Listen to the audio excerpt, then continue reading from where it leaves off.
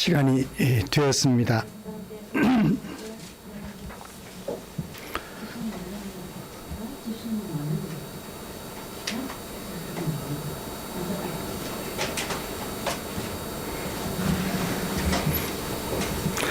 시간이 되었습니다.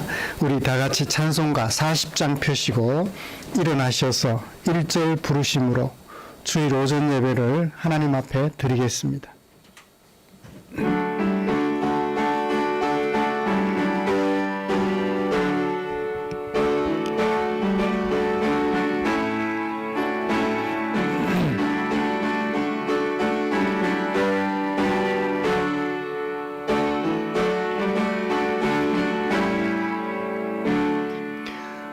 찬송으로 보답할 수 없는 큰 사랑 주님께 영광 할렐루야.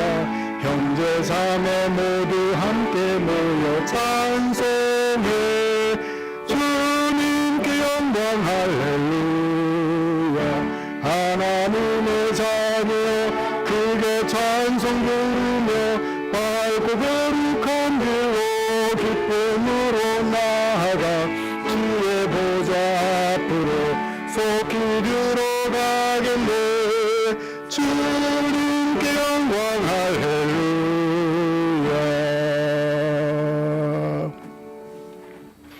수고하고 무거운 짐진 자들아 다 내게로 오라. 내가 너희를 쉬게 하리라. 아멘. 전능하사 천지를 만드신 하나님 아버지를 내가 믿사오며 그 외아들 우리 주 예수 그리스도를 믿사오니 이는 성령으로 잉태하사 동정녀 마리아에게 나시고 본디오 빌라도에게 고난을 받으사 십자가에 못 박혀 죽으시고 장사한 지 사흘 만에 죽은 자 가운데서 다시 살아나시며 하늘에 오르사 전능하신 하나님 우편에 앉아 계시다가 저리로서 산 자와 죽은 자를 심판하러 오시리라. 성령을 믿사오며 거룩한 공회와 성도가 서로 교통하는 것과 죄를 사하여 주시는 것과 몸이 다시 사는 것과 영원히 사는 것을 믿사옵나이다. 아멘. 찬송가 43장입니다.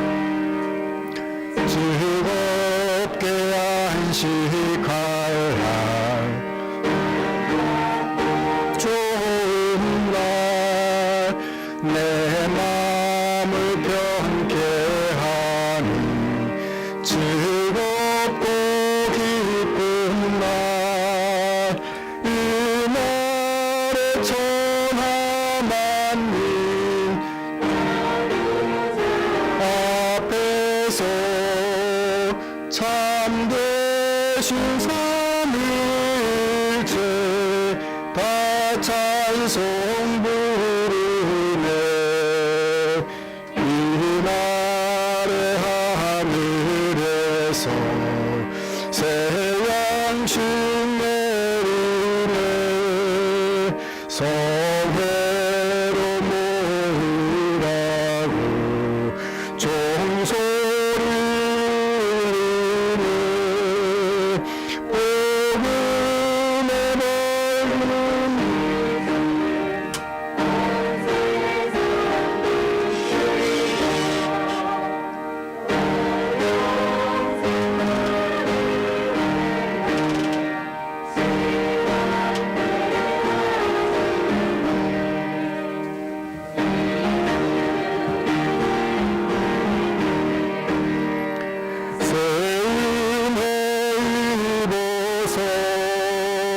영원히 쉬는 곳에 다 올라갑시다. 성부께 찬미하고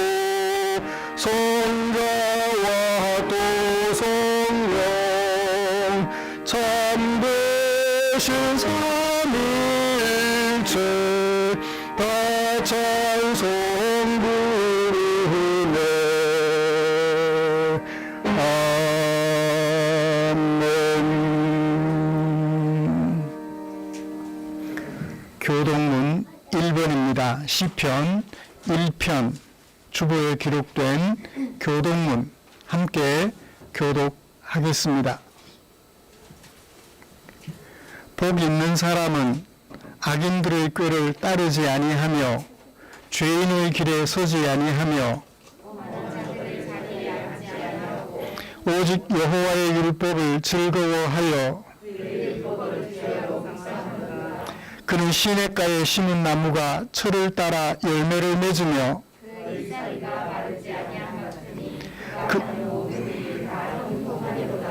악인들은 그렇지 아니함이요 그러므로 악인들은 심판을 견디지 못하며 무릇 의인들의 길은 여호와께서 인정하시나 악인들의 길은 망하리로다. 아멘. 자리에 앉으셔서 찬송가 415장 함께 부르시겠습니다. 박태윤 집사님, 뒤에 온풍기 코드를 뽑아버리시죠. 전원 코드를 뽑아주시면 좋겠습니다. 추우시면 전기 난로를 좀 켜주세요.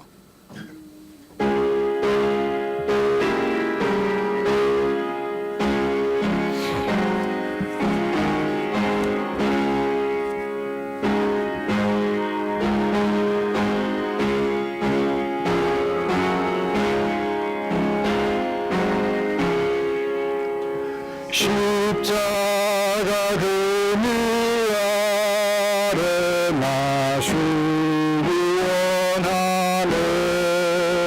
저 햇볕이 뜨겁고 또 짐이 무거워. 이 광야 같은 세상에 내 방황할 때에 주 십자가의 그늘에 내 쉴 곳 찾았네.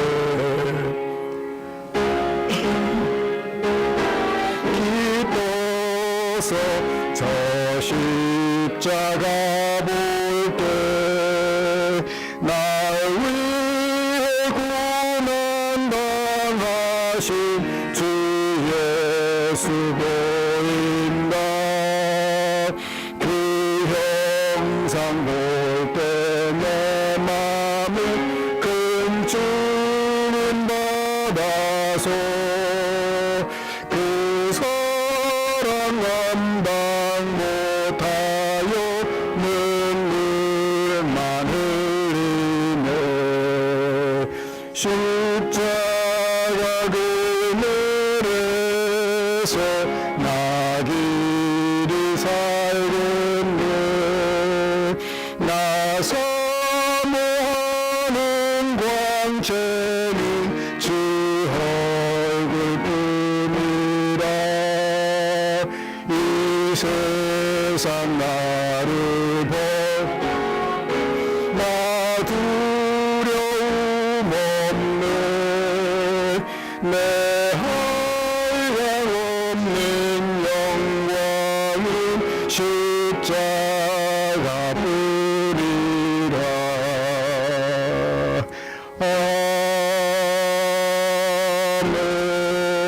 아멘. 이 시간에는 주진아 집사님 나오셔서 우리를 대표하여 기도해 주시겠습니다.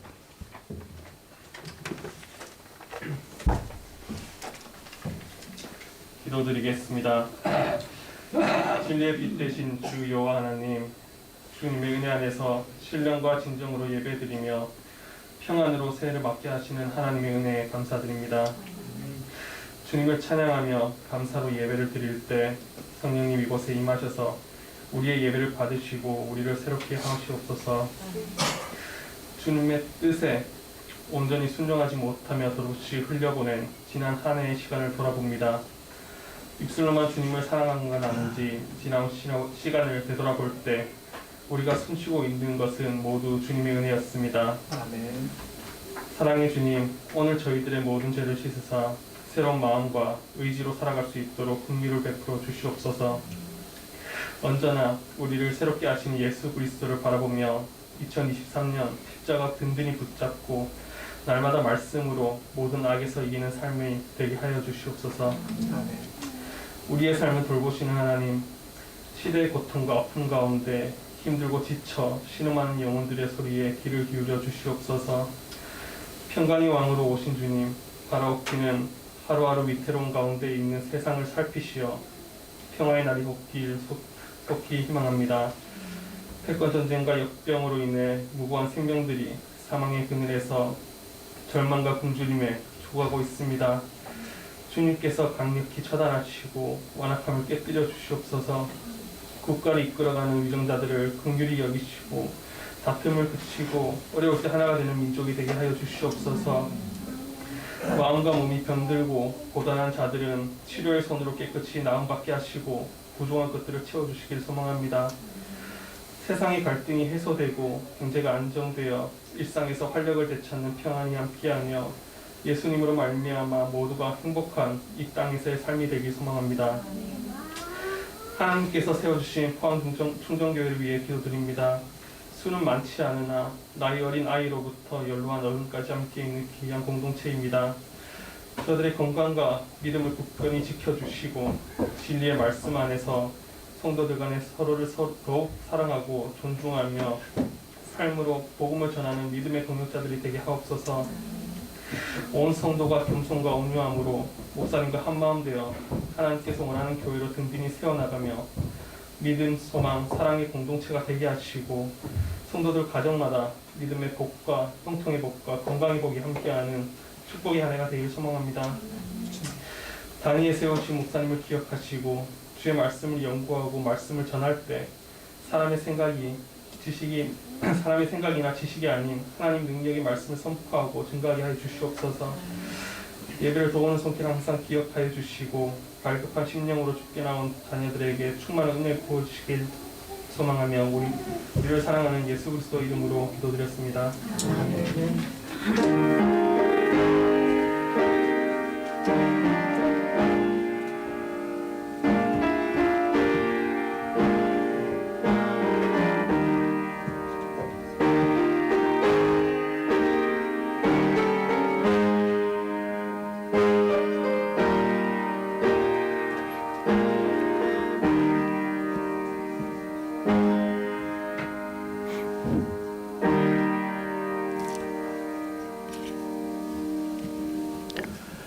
오늘 함께 묵상할 하나님의 말씀은 창세기 4절부터 17절까지입니다.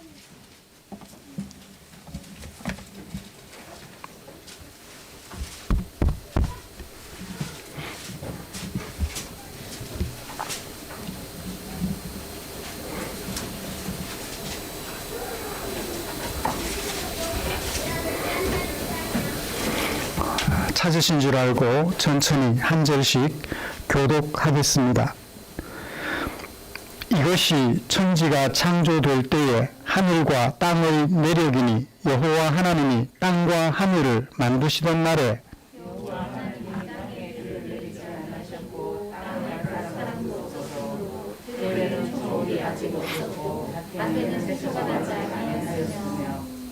안개만 땅에서 올라와 온 지면을 적셨더라.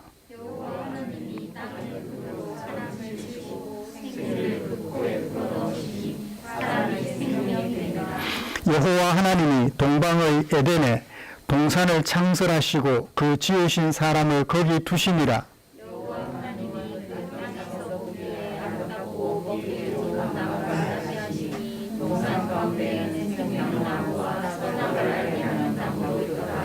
강이 에덴에서 흘러나와 동산을 적시고 거기서부터 갈라져 네 근원이 되었으니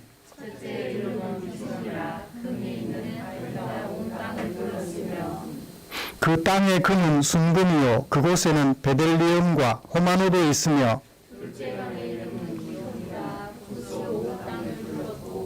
셋째 강의 이름은 히데겔이라 아수르 동쪽으로 흘렀으며 넷째 강은 유브라데더라.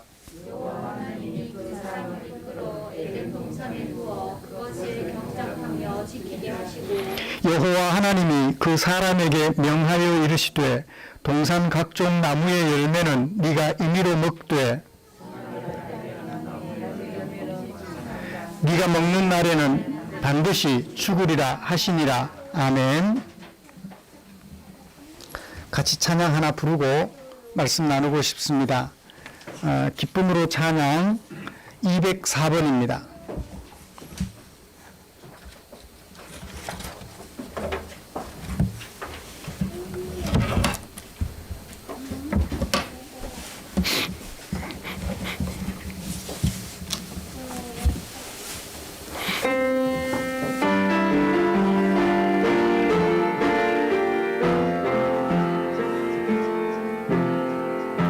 삶의 작은 일에도 그 마음을 알기 원하며 그 좁은 길로 가기 원해. 나의 작음을 알고 그분의 크심을 알며 소망 깊은 길로 가기 원하네.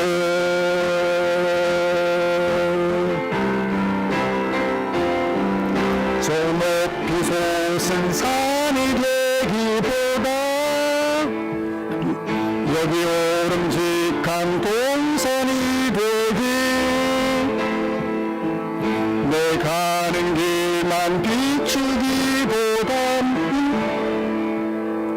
누군가의 길을 비춰준다면 내가 노래하듯이 또 내가 얘기하듯이 살기 난 그렇게 죽기 원하네. 삶의 한 절이라도 그분을 담기 원하네. 사랑 그 높은 길로 가기 원하네. 좁은 길로 가기 원하네. 그 깊은 길로 가기 원하네. 그 높은 길로 가기 원하네. 아멘.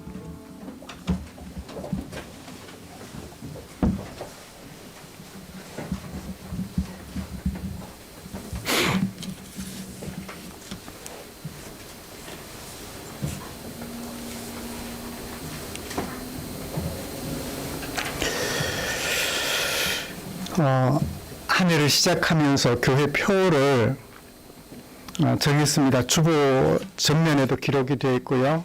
앞에도 기록이 되어 있습니다. 우리 같이 복창음은 하고 그리고 말씀을 시작했으면 합니다.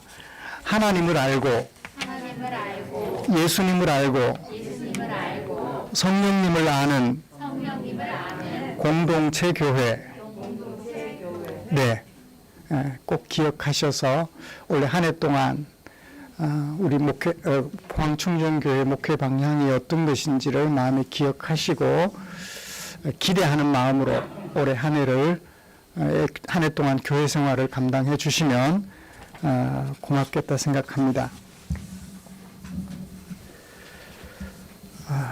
우리는 지난주에 창조주 하나님이라는 제목으로 창세기 1장 1절부터 2장 3절에 기록된 말씀을 살펴보면서 은혜를 나누었습니다.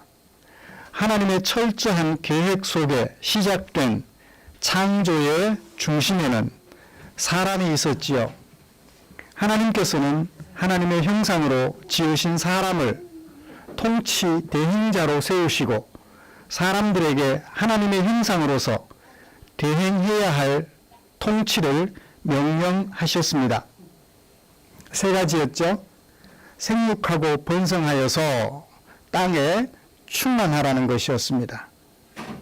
그리고 땅, 물, 하늘, 생명체들이 깃들어 살아가는 생물체적 요소를 정복하라고 말씀해 주셨습니다.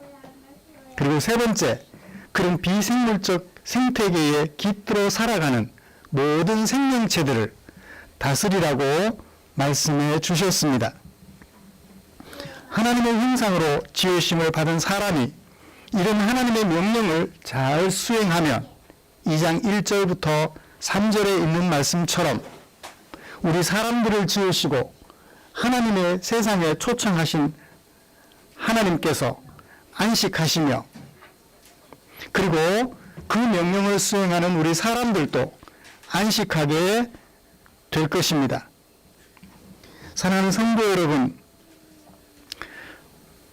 지난 한 주간 동안 하나님을 어떤 분으로 생각하며 생활하셨을까요? 우리 사람들을 지으시고 하나님의 세상에 초청하신 하나님, 그분은 창조주이시며 우리에게 명령하시는 분으로 알고 생활하셨을 것이라 믿습니다. 더불어서 우리는 하나님께서 안식하실 수 있도록 그리고 우리도 안식하도록 하나님의 명령을 깨달아 알고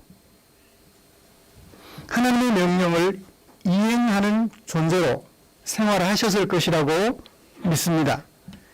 이처럼 하나님은 어떤 분이며 그 앞에서 우리는 어떤 존재인가 하는 것을 알아서 하나님을 안식하시게 해드리는 것은 물론 우리까지도 안식에 이르려고 하는 그런 우리를 위하여서 하나님께서는 당신의 마음을 성경에 담아 주셨지요. 오늘은 그 중에 창세기 2장 4절부터 17절에 담아두신 하나님의 마음을 찾아서 확인하고 그리고 그 하나님의 마음을 이해하여 우리 마음속에 옮겨 담는 복된 시간 되기를 원합니다. 먼저 본문이 어떻게 구성이 되어 있는지 살펴보고 주제를 좀 정리한 다음 설교 방향을 제시해 보도록 하겠습니다. 2장 4절에 시작하면서 이렇게 얘기를 합니다. 이것이 천지가 창조되는 날에 하늘과 땅의 내력이다. 대략적 개요다. 라고 얘기를 합니다. 이것은 무엇은 4절 중반부터 17절까지 아니 25절까지 근데 17절까지만 말씀 살펴보고 25절은 다음 주에 살펴보려고 합니다. 천지 창조의 대략이 4절에 도입 문단으로 얘기를 해두었고요. 이제 도입했으면 거기에 대한 자세한 내용들이 나와야 될 거 아니에요. 중심 내용 5절부터 4절 중반부터 17절까지 말씀입니다. 핵심적인 주어를 찾아보시면요.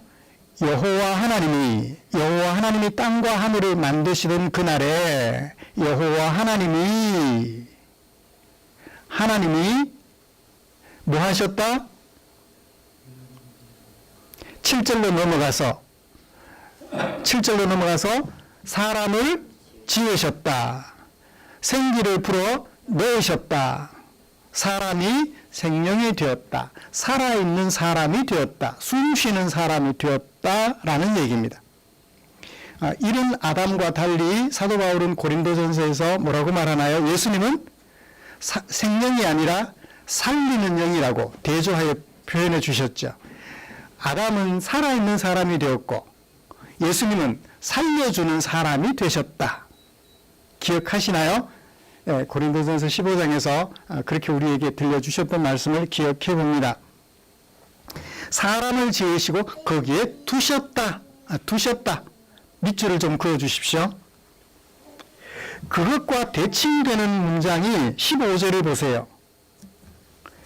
여호와 하나님이 15절을 보세요. 여호와 하나님이 이끌어 무엇을? 사람을. 어떤 사람을? 흙으로 빚어 살아있는 사람이 되게 하신 사람을 이끌어 어떻게 하셨나요? 에덴 동산에 두셨다. 자, 두셨다라는 동사가 어디에도 나오고 8절에도 나오고 그 다음에 15절에도 나와요. 사람을 지어서 에덴에 두셨다. 사람을 지어서 에덴에 두셨다. 그 사람을 살게 하신 에덴에 대한 자세한 내용, 무엇을 준비하셔요? 여러 가지가 있는데 중요한 내용들 살펴보면 동산 가운데 각종 과일 나무들을 두셨는데 무엇도 생명나무와 선악을 알게 하는 나무도 두셨다라고 얘기를 해요. 그것과 관련하여서 16절, 17절로 넘어가 볼까요? 여러 가지 각종 과일 나무들 중에서 무엇만 거론하시나요? 16절, 17절. 생명을 알게 하는 나무와 선악을 알게 하는 나무만 거론하셔요.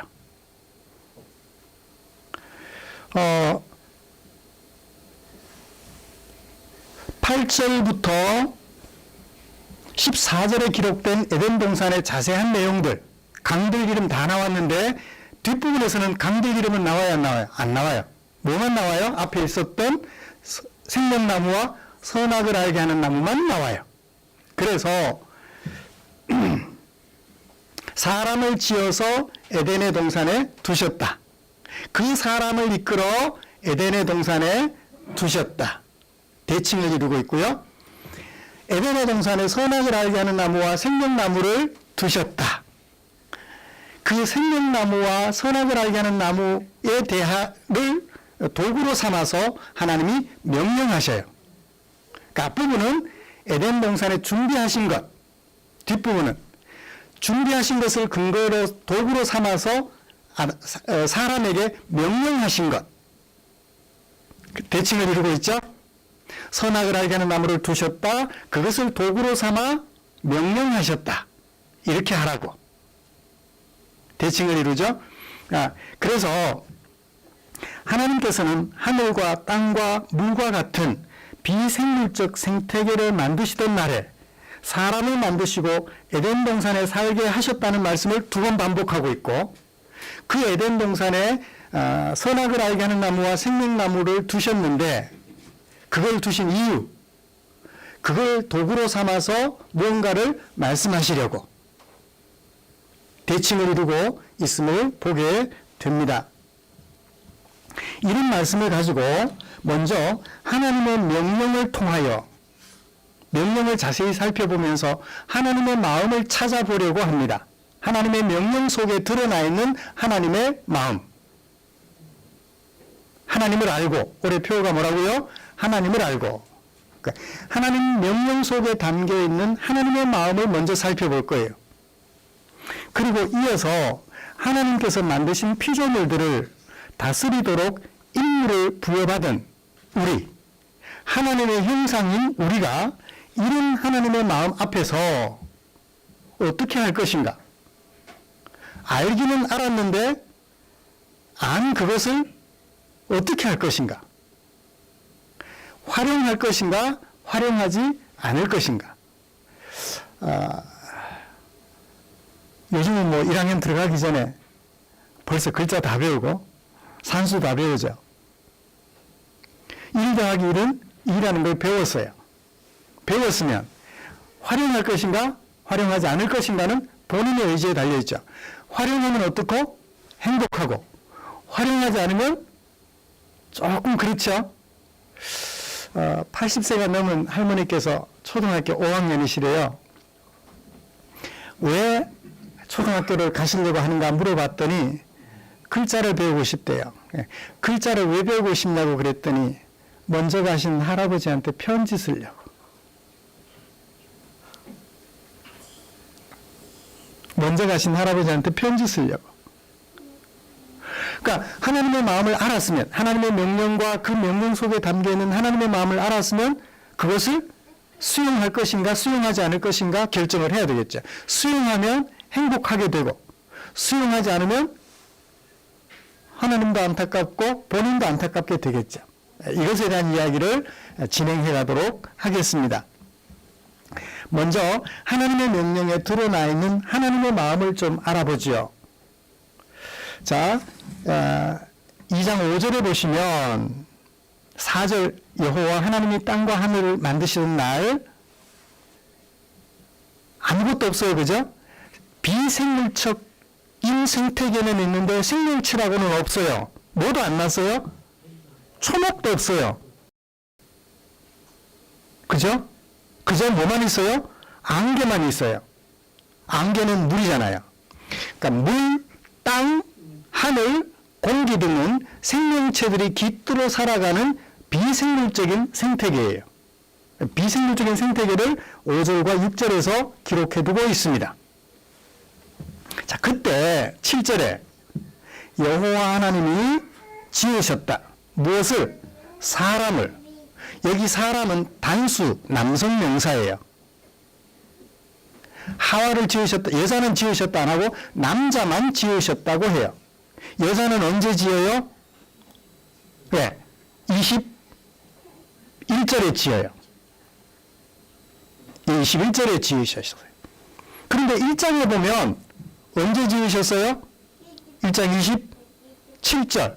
남자와 여자를 창조하시고 동시에 창조하신 것처럼 기록했어요. 근데 2장에서는 남자 따로 여자 따로 시차가 있는 것처럼 설명해요. 그러므로 성경은 시간 순서나 글자대로만 해석하면 이상하게 돼요. 충돌이 생겨요. 1장하고 2장 내용이 다르네라고 말할 수 있어요. 그러니까 기록 목적에 따라서 조금씩 다르게 표현하고 있지 그 틀린 것은 아니다. 문제가 있는 것은 아니다라는 것을 짐작해 주시면 좋겠습니다. 필요가 있어서 그렇게 분리해 놓은 거예요. 네. 자, 남자를 지으셨는데 남자가 어떻게 됐어요? 살아있는 사람이 되었다. 생명이라는 말은 살아있는 사람. 살아있는 사람이 되었다라고 하는 것입니다. 사람을 지으시고 하나님께서 사람에게 명령하려고 준비하시는 게 있어요. 어딨죠? 9절. 하나님이 에덴의 동산에 뭐가 나게 하셔요? 생명나무도 나게 하시고 선악을 알게 하는 나무도 있게 하셨다. 이것을 도구로 삼아서 명령을 하셔요. 16절. 여호와 하나님이 그 사람에게 명령하셨다. 말씀하시기를 뭐라고 말씀하셨나요? 너는 먹어라. 너는 먹지 말라. 간단해요. 그죠? 두 가지 명령이에요. 너는 먹어라.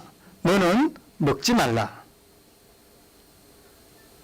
임의로 네 마음대로 먹어라. 조금 과식하면 화장실 자주 가면 되고 좀 모자라면 배고프고 네 임의대로 먹고 싶은 대로 이거 먹고 싶으면 이거 먹고 저거 먹고 싶으면 저거 먹고 많이 먹고 싶으면 많이 먹고 적게 먹고 싶으면 적게 먹고 임의대로 먹어라. 무엇은? 각종 동산의 나무 열매는. 사실은 열매라는 그 단어는 없고 모든 것, everything 또는 all 그 나무에 달린 모든 것 하다못해 뭐도 잎도 필요하면 껍데기도 열매라고 함으로써 좀 이렇게 껍데기는 먹으면 안 되는 것처럼 문자적으로 해석하는 사람들은 열매만 먹으라고 그랬죠. 언제 껍데기 먹으라고 그랬냐? 문자적으로 해석하는 사람들 앞에 항상 봉착되는 부분이에요. 원문은 모든 것이라고 되어 있어요. 껍데기도 좋고 잎도 좋고 뿌리도 좋고 열매도 좋고. 그렇죠. 한약재들은 대부분 식물들에서 채취를 하잖아요. 예. 자, 각종 나무의 모든 것들은 먹어라. 거기는 뭐도 포함돼요? 뭐도 포함돼요? 동산의 각종 나무의 열매는 먹으라 그랬으니까 생명나무도 포함돼요. 먹으라예요. 먹으라예요. 글쎄요, 생명을 주는 나무가 따로 있나요? 사과가 생명을 주지 않나요? 그렇죠. 배도 생명을 주고요. 생명을 주는 다른 나무가 있는지는 잘 모르겠어요. 일단 그건 문자적으로 해석하는 건 남겨두고요.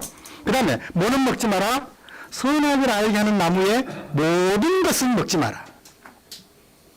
열매라고 표현함으로써 조금 이제 오해가 되기는 하는데 모든 것은 먹지 마라 라고 되어 있어요. 명령하시는 하나님. 뭘 명령하셨어요? 먹어라, 먹지 말라.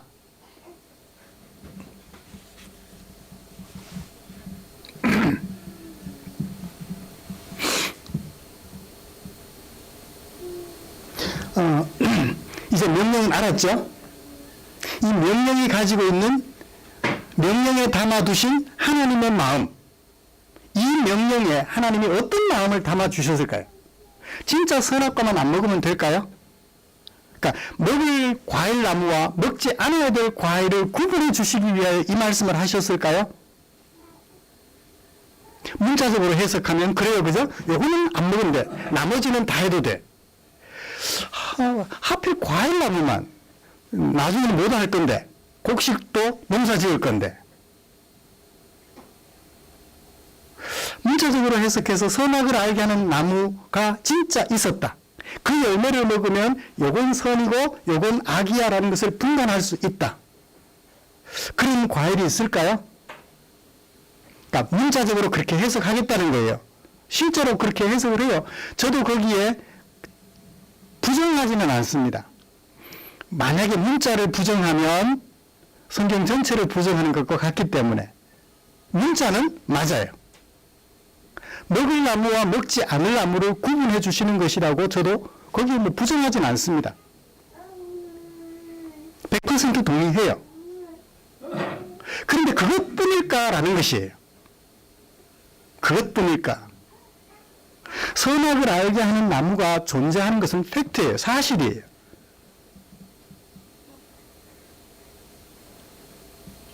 그런데 그것뿐일까? 그 속에 담아두신 하나님의 마음은 어떤 것일까라는 거죠. 가만히 살펴보면 뭐가 대조돼요, 그죠? 다른 것들은 생명을 주는데 선악을 알게 하는 나무를 먹으면 어떻게 돼요? 너희가 왜 먹지 말라고 했나요? 17절 보세요. 선악을 알게 하는 나무의 열매는 먹지 말라. 네가 먹는 날에는 반드시 죽으리라. 우리말은 그렇게 번역을 됐는데 제가 다시 원문대로 번역을 해볼게요.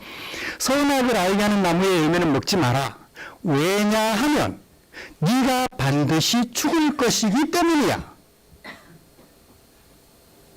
그러니까 지금 죽는 길과 사는 길을 뭘로 제시하나요? 하나님의 명령, 먹어라, 먹지 말라라는 이 명령으로 도구를, 그러니까 선악을 알게 하는 나무, 나무를 도구로 삼아서, 메타포로 삼아서 드러내 보여주는 거죠. 그 다음에 여기 사용된 수사법이 또 뭐가 있을까요? 왜 하필 선악을 알게 하는 나무 열매만 언급했을까요? 이 많은 것들이 있는데 그 중에 하나만 딱 언급할 때 수사법을 뭐라고 그러죠? 제유법이라 그래요. 빵이 아니면 죽음을 달라. 여러분 빵이 좋아요? 밥이 좋아요? 우리는 밥이 좋아요. 근데 서양 사람들은 빵이 좋은가 봐요. 그때 그 빵만 달라는 얘기예요. 우리가 먹고 살아갈 수 있는 모든 음식들을 포함하는 하나의 단어. 이럴 때 그걸 가지고 제유법이라 그래요. 하나님이 창조하신 모든 것들 가지 수가 얼마나 될까요? 곤충 수는 얼마며 동물 수는 얼마며 식물 가지 수는 얼마나 될까요? 그 성경에 창세기 1장에 다 기록되어 있어요? 안 기록되어 있어요? 다 기록 안 되어 있어요. 그러면 기록된 것 만드시고 기록되지 않은 것은 안 만드셨을까요? 진화가 됐을까요? 소나무에서 참나무도 나오고 소나무에서 밤나무도 나오고 그랬을까요? 그건 아니잖아요. 그러니까 성경이 다 기록하지 않지만 기록한 이 모든 것들은 뭐다? 제유법이라는 거예요. 최소한을 기록함으로써 전체를 나타내 보여주는 이 수사적 표현을 우리 말할 때도 그래요. 여보, 이것도 다 해. 말하기 어려워요. 여보, 우리 생활에 필요한 이런 것은 해야 되지 않겠어? 라고 줄여서 말하죠. 네, 그걸 제휴법이라고 그래요. 그러면 선악을 알게 하는 나무 열매가 이성이 있어가지고 우리에게 요건 선이야, 요건 악이야 판단해주는 나무 열매가 있을까요, 없을까요? 달다, 쓰다, 맵다, 시다 등 맛은 보여주지만 이것은 선한 것이야, 이것은 악한 것이야를 판별해주는 과일 나무는 글쎄요. 그러니까 선악을 알게 하는 나무가 없다라는 얘기는 아니에요. 그러나 없다라는 그 말을 통해서 우리에게 전달해주고자 하는 깊은 뜻이 있을 거라는 얘기죠. 대소가 된다 그랬죠. 요건 생명을 주고 요건 죽음을 가져다 준다. 이런 얘기가 지금은 이제 선악을 알게 하는 나무 하나로 나왔는데 나중에 출애굽한 이스라엘 백성들이 가나안 땅에 들어갈 전에 모세로부터 명령을 받아요. 너희들이 가나안 땅에 들어가면 그리심산과 에발산이 있는데 이쪽 산에서는 불순종하면 저주를, 이 산에서는 순종하면 축복을 명하라, 행사를 하라고 얘기를 해요. 여호수아 8장에 들어가면 실제로 여호수아가 이스라엘 백성들을 이끌고 가나안 땅에 들어간 후에 양쪽 산에 백성들을 세우고 여기는 불순종하면 저주, 순종하면 축복. 선악과를 먹으면 죽음, 저주. 명령을 거역하고 먹으면 저주, 죽음. 먹지 말라는 말씀을 듣고 안 먹으면 생명, 축복. 연결이 되나요? 연결이 돼요? 저주와 축복은 죽음과 생명과 연결이 되어지죠. 여기는 선악과라는 한 가지 열매를 가지고 얘기를 했는데 여기는 하나님의 율법들 모두를 가지고 순종하면 축복, 불순종하면 저주, 죽음. 그렇게 얘기를 하고 있어요. 그러므로 이 선악을 알게 하는 나무의 열매를 먹지 말라는 하나님의 명령이 가지는 의미는 이제 정리를 좀 해보죠. 하나님의 마음, 거기 드러난 하나님의 마음은 뭘까요? 하나님은 선악을 구분하고 선을 행하도록 뭐 하시는 분? 명령하시는 분. 악을 행하지 말라고 명령하시는 분. 그분은 누구? 하나님.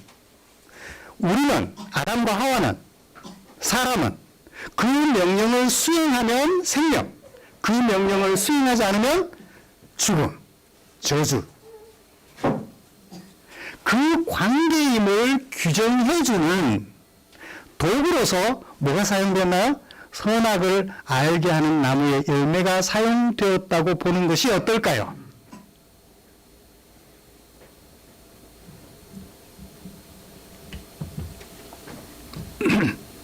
해도 되는 것과 해서는 안 되는 것을 판단하시는 분은 누구? 하나님.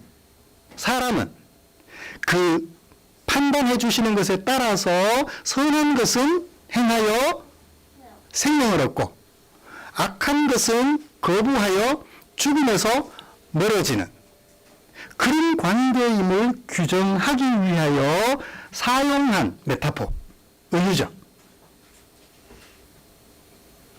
이제 글 속에 담겨있는 하나님의 마음을 정리를 해 보십시다.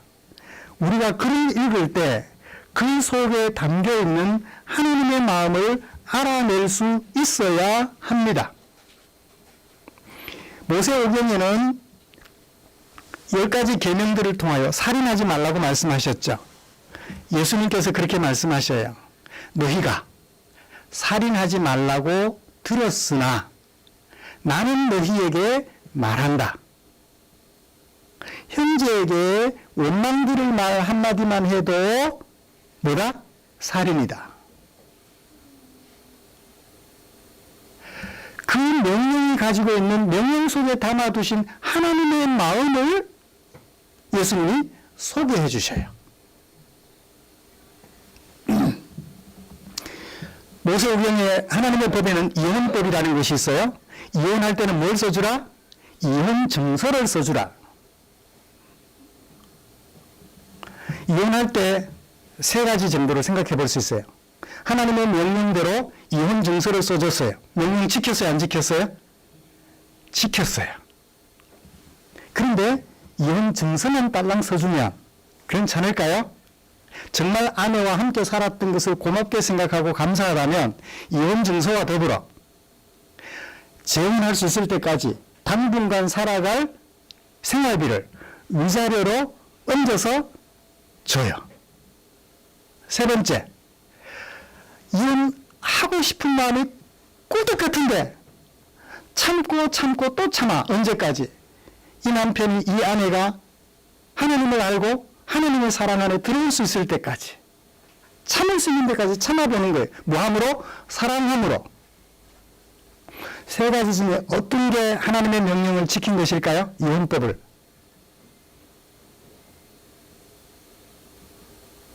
법은 이혼 증서를 써주라는 거예요. 결국 하나님의 명령은, 모든 명령은 다 어디에 귀결되나요? 사랑으로 귀결되죠. 하나님의 백성으로 살아가는 것은 사랑으로 귀결되니까 이혼 증서를 써주는 것으로 하나님의 법을 지켰다라고 말하지 말고, 할 수 있으면 사랑하여 이혼의 위기를 넘기고 정말 사랑으로 화합되는 기회로 만들어 갔으면 하는 마음, 하나님의 마음, 말씀 속에 담겨있는 의미죠. 그래요. 그 속에는 하나님의 마음이 담겨 있어요. 글은 제한적이라 다 표현할 수 없어요. 그렇죠? 아까 제육법 말씀드렸던 것처럼 빵이 아니면 죽음을 달라 할 때 빵, 모든 음식들을 다 말아. 김치, 동치미, 총각김치, 열무김치, 다오. 그냥 김치 다오 그러면 되잖아요. 그래요. 글을 읽을 때 그 속에 담겨있는 하나님의 마음을 알아낼 수 있어야 돼요. 그냥 딸랑 글만 읽고 글대로 하고 난 다음 나 다 했는데요 라고 말하면 그것은 하나님의 마음을 알아내지 못했다는 거예요. 여러분, 하나님의 마음은 글 속에 감춰져 있어요. 글은 드러난 하나님의 마음이라면 그 드러난 글 속에 하나님의 마음은 감춰져 있어요. 깊은 뜻이 감춰져 있는데 그 깊은 뜻을 마음에 새겼으면 좋겠습니다. 선악을 알게 하는 나무의 열매를 먹으라 먹지 말라는 것도 한 문장이지만 그 문장 속에 담아두신 하나님의 마음을 이해하자는 거죠. 선악은 누가 판단하고? 내가 판단하고. 뭘 함에 있어서? 하나님의 형상으로서 생육하고 번성하여 땅에 충만하며 땅과 공기와 물과 하늘 등 비생물적 생태계를 정복하며 그리고 생명체들을 다스릴 때, 거기 깃들어 사는 생명체들을 다스릴 때 선악의 판단은 누가 하고? 하나님이 하시고, 우리는 하나님이 판단해 주시는 선한 일들은 수행하고 악한 일들은 거부함으로써 하나님도 안식하고 우리도 안식하는 그런 사람이 되어야 한다는 것을 이 선악을 알게 하는 나무의 열매를 먹지 말라는 한 문장 속에 담아두신 하나님의 마음으로 찾아내 볼 수 있었습니다.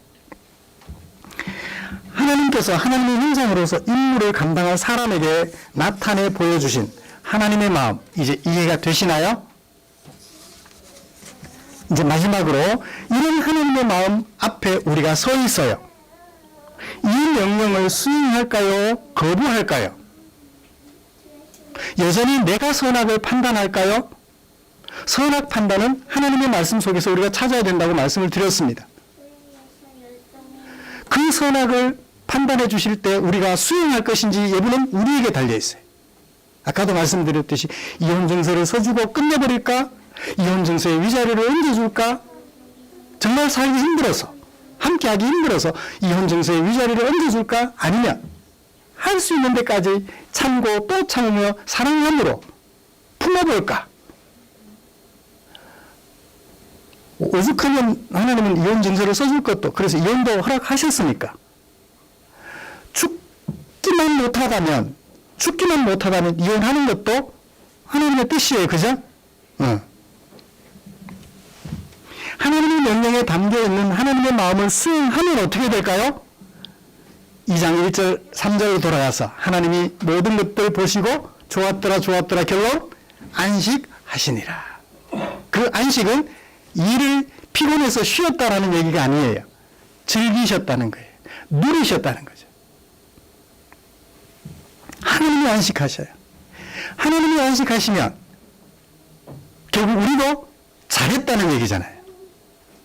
만약 이 하나님의 명령 앞에서 우리가 하나님의 마음 수행하기를 거부하면 어떻게 될까요? 첫 번째 예가 3장 7절부터 10절에 담겨 있습니다. 두 번째 예는 4장에 담겨 있어요. 아담과 하와가 끝내 선악을 알게 하는 나무의 열매를 먹어버렸어요. 그 다음 생겨난 결과가 뭐였죠? 두려웠어요. 하나님의 명령을 거역했으니까 두려워졌어요. 그래서 어떻게 해요? 이제는 하나님 얼굴을 쳐다보고 하나님이 안 보이면 하나님께 즉시 달려가서 하나님 이랬던 사람들이 어떻게 됐어요? 나무 그늘 속에 숨었더라. 하나님이 두렵고 그래서 하나님을 피하여 숨었더라. 하나님과 얼굴이 맞대는 페이스 투 페이스 얼굴을 맞대야 하는데 하나님을 향하여 등을 돌리게 되었더라. 이게 저주죠? 이게 죽음이에요. 하나님에게 버림받는 거죠.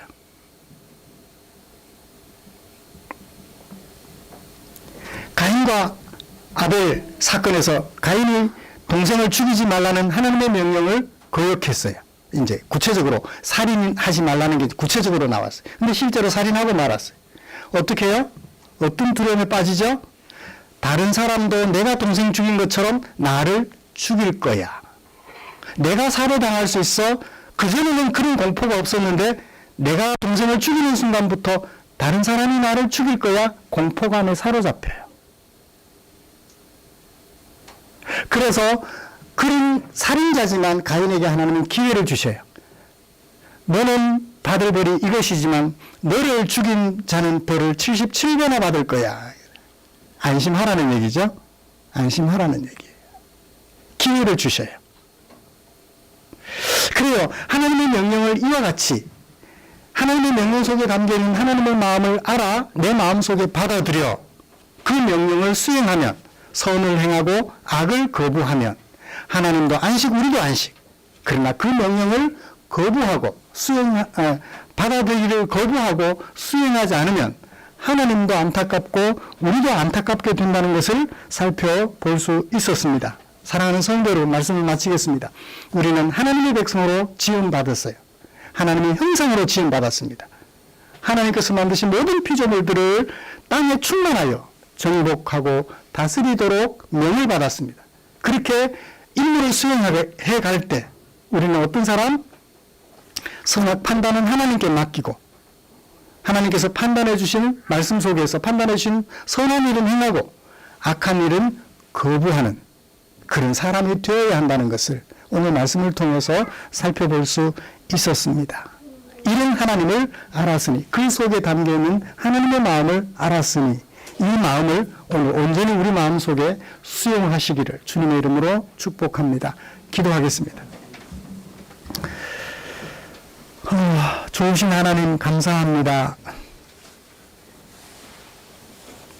짧은 한 문장 속에 담아두신 하나님의 마음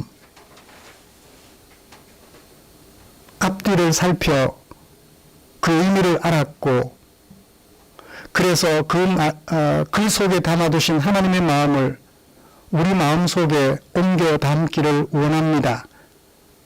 선악간 판단은 하나님의 말씀 속에서 찾아내고 그렇게 찾아낸 하나님의 마음 내 마음에 수용하여 수행함으로 하나님과 우리 모두 한 공동체가 되어 안식하는 그날을 그 순간들을 많이 만들어가는 우리가 되게 하여 주시옵소서. 예수님의 이름으로 기도드리옵나이다. 아멘. 찬송가 634장 부르시면서 헌금 드리겠습니다.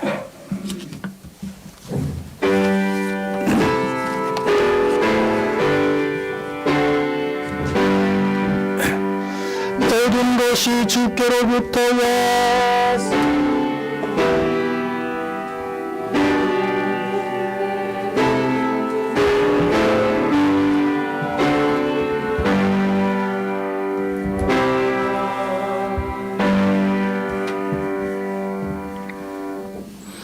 드리는 것 위해서 기도하겠습니다. 우리를 향한 당신의 사랑 가슴에 담아봅니다.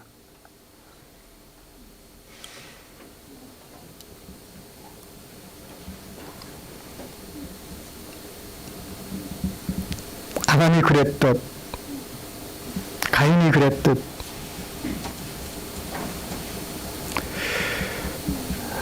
죄로 인하여 죽음에 이르렀던 우리를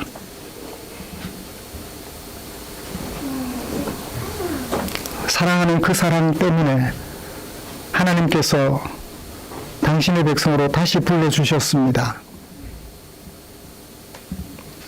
이제 그 사랑 기억하고 감사하여 내게 사용하라고 맡겨주신 물질 가운데 얼마를 헌금으로 구별해 두었다가 사랑하는 지체들과 함께 예배 드리면서 나 아닌 너를 위하여 사용되기를 원하는 아버지의 마음을 조차 헌금으로 드렸습니다. 사랑하는 주님, 하나님을 알고 하나님의 백성으로 살아가려고 하는 표시로 헌금도 드렸으니 그런 우리 성도들의 마음을 주님 기쁘게 받아 주시옵소서. 하나님은 그런 성도들의 마음을 기쁘게 받아 주시옵고 약속하신 대로 성도들에게 일용할 양식 때문에 걱정하지 아니하도록 그 걸음을 선히 인도하여 주시옵소서. 드린 물질 위하여 축사해 주시옵소서. 주님이 축사하시면 주려 배고파하는 지체들의 배가 채워지고 삶의 무게에 짓눌려 쓰러져 있는 지체들 일으켜 세워드리고 남은 있을 줄 미사오니 우리 주님 축사해 주시옵소서. 성도들의 걸음걸음마다 동행하여 주실 하나님의 은총을 기대하며 예수님의 이름으로 기도드리옵나이다. 아멘.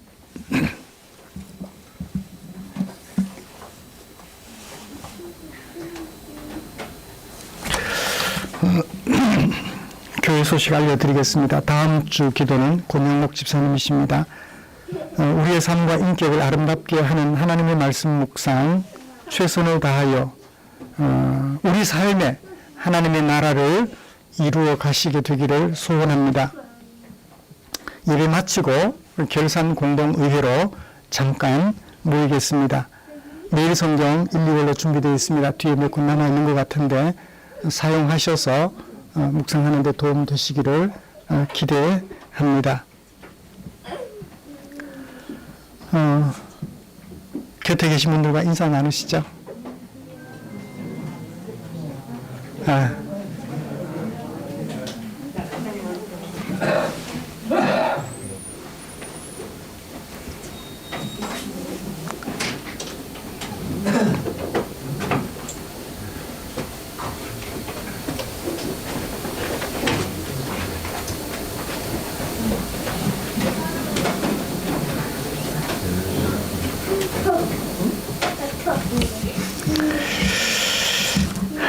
새해가 벌써 두 번째 주예요. 자주 새해 인사 나누셔도 좋을 것 같아요.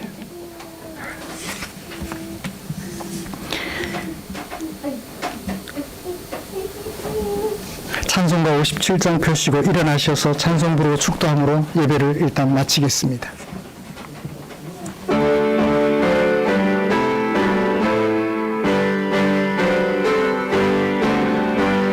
오늘 주신 말씀에 새 힘 얻어서 세상으로 나가서 살아갈 때에 나 혼자 힘으로 늘 부족하오니 주여 나를 도우사 승리하게 하소서. 아멘. 기도하겠습니다. 우리 구주 예수 그리스도의 은혜와 하나님 아버지의 지극하신 사랑하심과 성령 하나님의 인도하시고 위로 충만, 교통 격려하시는 은혜가 이제 선악을 알게 하는 나무의 열매를 먹지 말라고 하시는 하나님의 명령 속에 담겨있는 하나님의 마음을 알아 그 하나님의 마음을 내 마음 속에 옮겨 담아 수행하며 살아가기로 다짐하며 예배를 마치는 모든 지체들 위해 지금부터 영원토록 함께 계시기를 축원하옵나이다. 아멘.